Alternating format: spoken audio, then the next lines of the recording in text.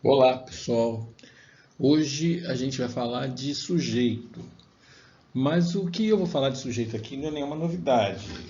O que eu vou apresentar para vocês é o sujeito previsto pela NGB, Nomenclatura Gramatical Brasileira. Então, isso daí que eu vou mostrar para vocês é algo que está disponível desde 1959, né, que foi quando a NGB começou a funcionar. A vigência é de lá, 1959, como vocês já viram no vídeo que eu falei de NGB.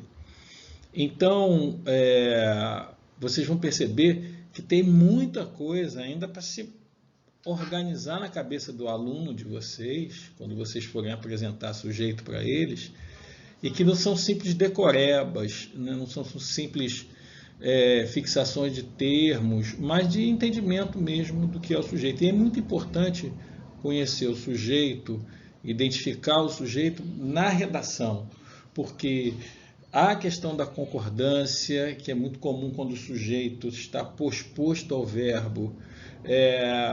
O aluno, o brasileiro em especial, tende a interpretá-lo como complemento verbal, como objeto direto.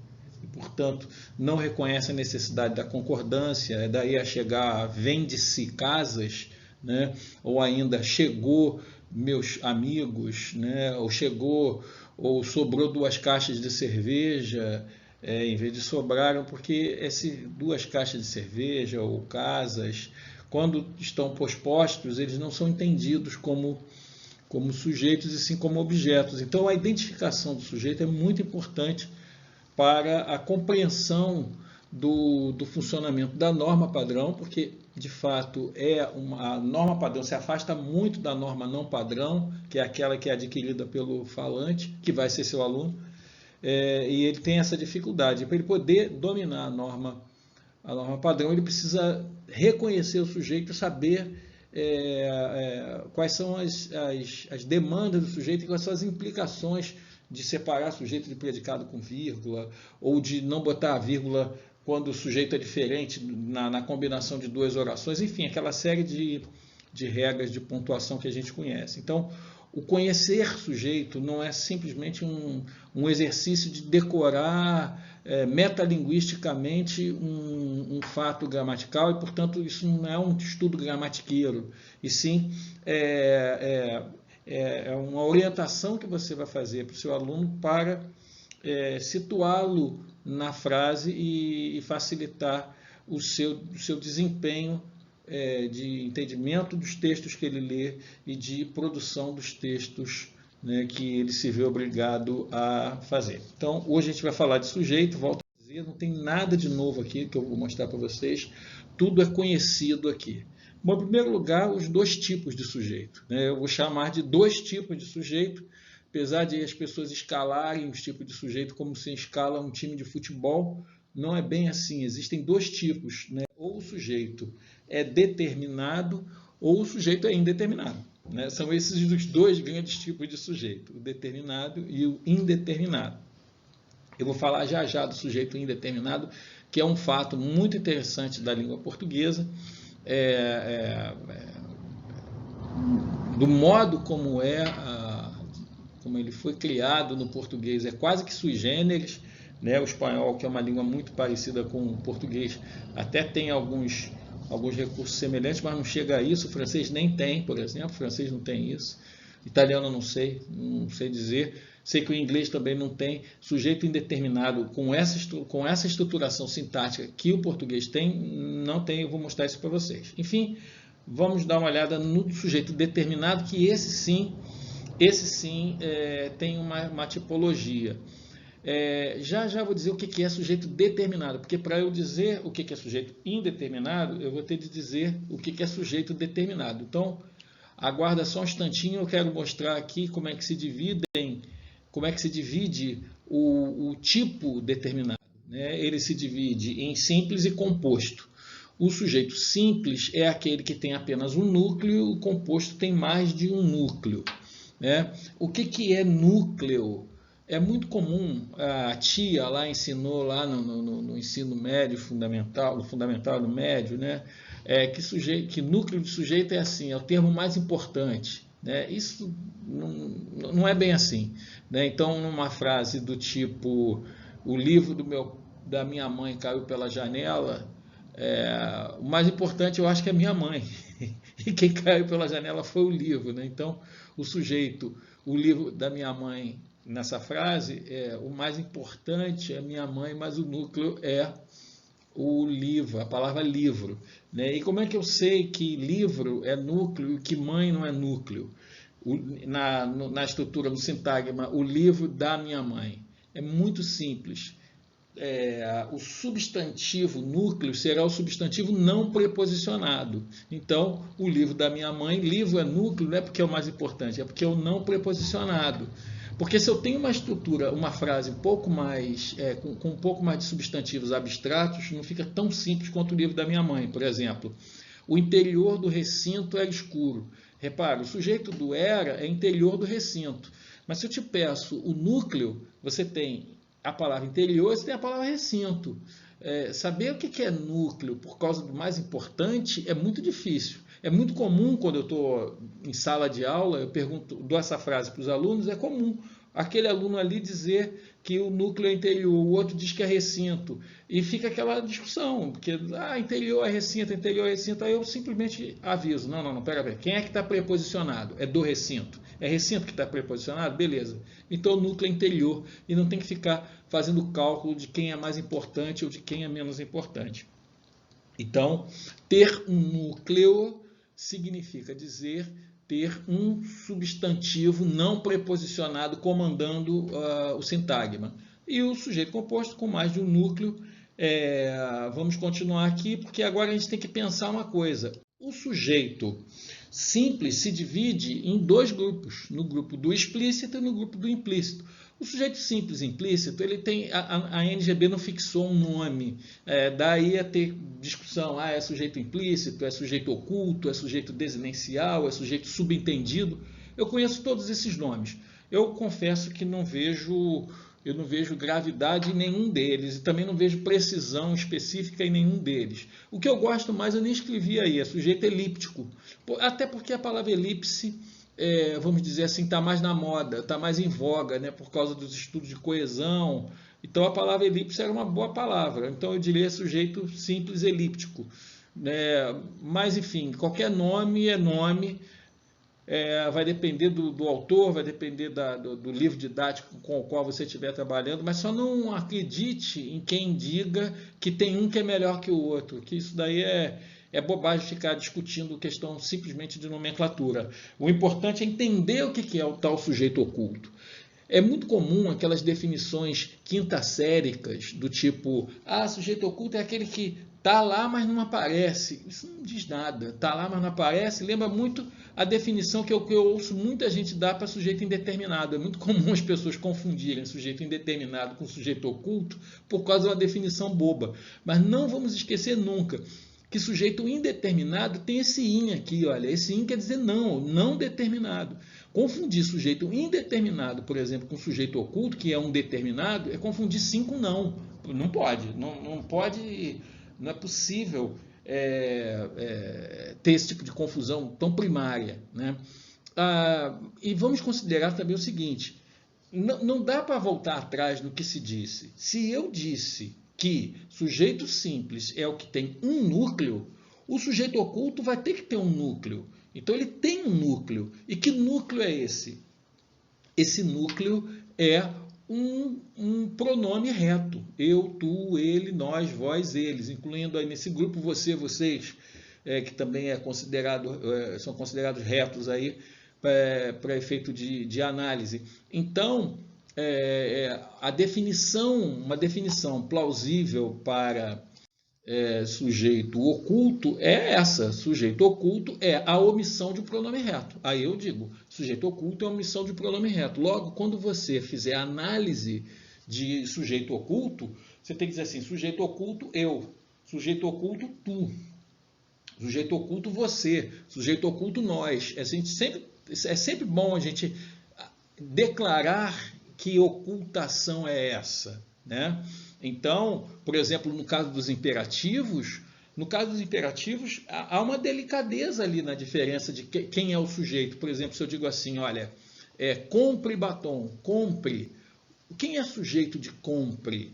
Compre, o sujeito é você. Né? O sujeito do imperativo é aquele que ficou oculto. É compre você. Se eu digo assim, compra o livro, o sujeito é tu. Porque o compra tem como sujeito tu.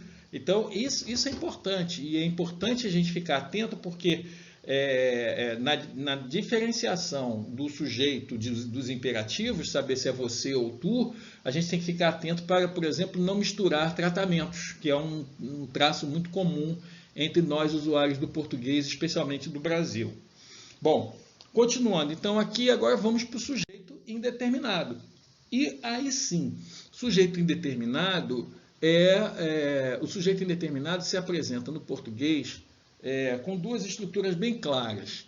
Uma é um emprego da terceira pessoa do plural, do tipo roubaram o meu carro, com sentido de não sei quem foi, roubaram o meu carro, ou então com o índice de indeterminação do sujeito ser em situações do tipo acredita-se em sua inocência, né, em que esse C é um índice de indeterminação do sujeito. O que tem de semelhante nos dois casos, para poder dizer que nos dois casos eu tenho sujeito indeterminado?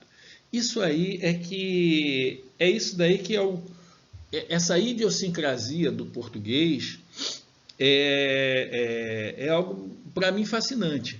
Porque, reparem, que quando a gente fala de sujeito indeterminado, a primeira ideia que se tem é que a gente está misturando níveis linguísticos, sabe? Sintaxe e semântica. Né? Porque você fala de sujeito, é sintaxe. Fala de indeterminado, aparentemente é semântica. Mas não é isso. Na verdade, a sintaxe, eu já tive a ocasião de mais de uma vez dizer isso para vocês, sintaxe é a relação do elemento A com o elemento B. A posição do A em relação ao B, a exigência do A da presença de um B, ou ainda a admissão de um A em relação a um B, todas essas relações entre o elemento A e o elemento B que são as relações sintáticas. Então, quando a gente fala de sujeito, e sujeito é função sintática, e se a gente está falando de função sintática, a gente está falando de elemento A e elemento B, quando a gente fala de sujeito, a gente está falando do elemento A e B. Que elemento A e B são esses? Um elemento é o sujeito e o outro elemento é o verbo. Né? Esses são os elementos A e B na relação sintática do sujeito. E é justamente nessa relação sintática do sujeito com o verbo, elemento A, com o elemento B, existem algumas repercussões de concordância que são importantíssimas para a análise sintática que a gente faz. É sempre bom lembrar que eu estou falando de norma padrão. Pelo amor de Deus, eu não estou falando de língua portuguesa. Língua portuguesa é uma coisa muito grande. Norma padrão é um modo de usar a língua, né, que é uma coisa mais restrita, e toda descrição tradicional é feita tendo como corpus a norma padrão, quer dizer, o uso padrão de língua portuguesa. É por isso que é meio que um relógio, tá? Tudo se encaixa. Às vezes, há uma série de fenômenos sintáticos contemporâneos do português do dia a dia, que não são determináveis ou detectáveis ou analisáveis pela ferramenta que a gente tem da descrição tradicional, justamente porque muita coisa não estava prevista. Né? Essa descrição que a gente conhece hoje é uma descrição muito, muito antiga, de um momento de língua, que eu posso chamar assim de norma padrão, e esse momento de língua que vige até hoje, já que é preciso ter um padrão para poder escrever, para poder fazer tese de doutorado, fazer trabalho de fim de curso, para poder fazer o Código Penal, o Código de Processo Penal, a Constituição Brasileira, isso tudo está em norma padrão. Por quê? É um padrão, é uma tradição. É preciso que vocês fiquem atentos a isso. Eu não estou falando aqui de um português do outro mundo, estou falando de um português deste mundo, que é a norma padrão. Ela está destacada da fala do dia a dia, mas ela não está destacada de todo da realidade. Reitero, a Constituição brasileira, a Constituição Federal, é escrita em norma padrão. Então, nem tanto ao mar, nem tanto à terra. Não vamos acreditar assim que é um outro português, porque não é. né? Uma outra coisa, porque não é um modo possível de usar a língua portuguesa. Depois desse desabafo, deixa eu voltar aqui. Então, esse fenômeno de indeterminação é um fenômeno sintático, isso é muito interessante. Sabe por quê? Porque uma coisa é você criar a indeterminação por intermédio da sintaxe, ou seja, da relação do elemento A com o elemento B. Outra coisa é a palavra já guardar dentro de si uma noção de indeterminação. Por exemplo, um pronome indefinido é um pronome que guarda uma ideia de indeterminação. Por exemplo, a palavra alguém. Alguém. Dentro do sentido de alguém tem uma indeterminação. Então, quando eu digo alguém chegou, alguém ligou para você, eu não tenho um sujeito indeterminado, eu tenho um sujeito determinado, esse pronome que é indefinido, mas sujeito indeterminado é uma outra coisa, porque para poder ser sujeito indeterminado, tem de advir de uma relação sintática. Então, eu costumo dizer que o sujeito será determinado quando houver coincidência entre o número do verbo e o número da entidade responsável pelo processo verbal. Isso que eu escrevi aqui embaixo. O sujeito será indeterminado quando essa coincidência não estiver assegurada. Eu estou vendo aqui que minha imagem aqui ficou em cima da definição, então deixa eu botar aqui bem grandão, porque eu quero voltar a falar disso. Agora vamos falar do que é sujeito indeterminado. Então eu estou repetindo mais ou menos aquilo que eu disse no quadro anterior, mas a minha imagem estava em cima. O sujeito será indeterminado quando não houver a coincidência entre o número do verbo e o número da entidade responsável pelo processo verbal. O que significa isso? Se eu tenho João comprou a casa, João é sujeito determinado, mas não é porque eu conheça João, isso não existe. João é um personagem da frase que eu acabei de inventar. É porque existe coincidência entre número de João e número de comprou. O número de João é singular, o número de comprou é singular. Essa coincidência é que faz com que o sujeito seja determinado. Agora, quando eu digo assim, roubaram o meu carro, no sentido de eu não sei quem foi, o roubaram está no plural. E a entidade responsável por roubar tem um número indefinido, indeterminado, indelimitado. Então, justamente, essa não coincidência produz a indeterminação. A indeterminação se produz sintaticamente, você vê? É na relação do elemento A com o elemento B que a gente produz indeterminação. É diferente de uma palavra já vir com a ideia de indeterminação por alguma razão, seja por uma razão digamos assim, regular, como é o caso dos pronomes indefinidos, alguém, ninguém, nada, ou seja, por um acidente qualquer de uso de língua, um acidente discursivo qualquer, como, por exemplo, um mascarado roubou o banco. A palavra mascarado aí, vamos dizer assim, ajuda a esconder a identidade do personagem da frase que eu acabei de criar. Né? Aí eu vou dizer que o sujeito é indeterminado porque não deu para ver a cara do sujeito. Isso seria um absurdo. Então não dá para ser indeterminado porque não dá para ver quem é, né? Ou não sei quem é. Não. Sujeito indeterminado é um fenômeno sintático. Fenômeno sintático é um fenômeno que se dá na relação do elemento A com o elemento B, pois o português desenvolveu um procedimento de pôr em dúvida o número de um dos elementos, que eu vou chamar aqui de B, e justamente essa defasagem entre o número não seguro do elemento B e o número seguro do elemento A, essa defasagem é que produz essa indeterminação. Isso é que é sujeito indeterminado. É por isso que quando eu digo come-se bem aqui, o come está no singular, mas quem come, eu não sei se é singular ou plural. Aparentemente até plural, porque numa frase dessa se usa muito para falar de um restaurante bom. Então vai muita gente comer lá. Então, em tese, seria plural e o verbo no singular. Ou mesmo roubaram o meu carro, ou ligaram para você. Daí eu digo assim, tocou o telefone, ligaram para você. Você vê que foi uma pessoa só que ligou, ou ainda a gente está em sala de aula, alguém bate a porta, um aluno me avisa, professor, estão batendo aí na porta. Estão batendo, quer dizer, bota no plural, tudo indica que seja uma pessoa só. Então não se trata de fingimento, de escamoteamento, e sim de procedimento sintático muito inteligente da língua portuguesa. Então, vou dar uma olhada em umas frases aqui, rapidinho, para ver com vocês. Então, vamos analisar e ver os tipos de sujeito. O João comprou uma casa, tenho aqui um sujeito simples e claro, um sujeito explícito, é o João ali, ele é núcleo único, portanto, sujeito simples. Surgiu um grande problema, aquele que eu estava dizendo, quando o sujeito é posposto, no caso aqui o sujeito é um grande problema, é comum as pessoas analisarem como objeto, né, porque faz aquela pergunta assustadoramente tola, quinta-sérica. Surgiu o quê? Um grande problema. Objeto é resposta para uma pergunta o quê? Meu Deus do céu. Aí vai, analisa errado, diz que é oração sem sujeito e bagunça tudo. Não, o sujeito é um grande problema, portanto, sujeito simples e claro.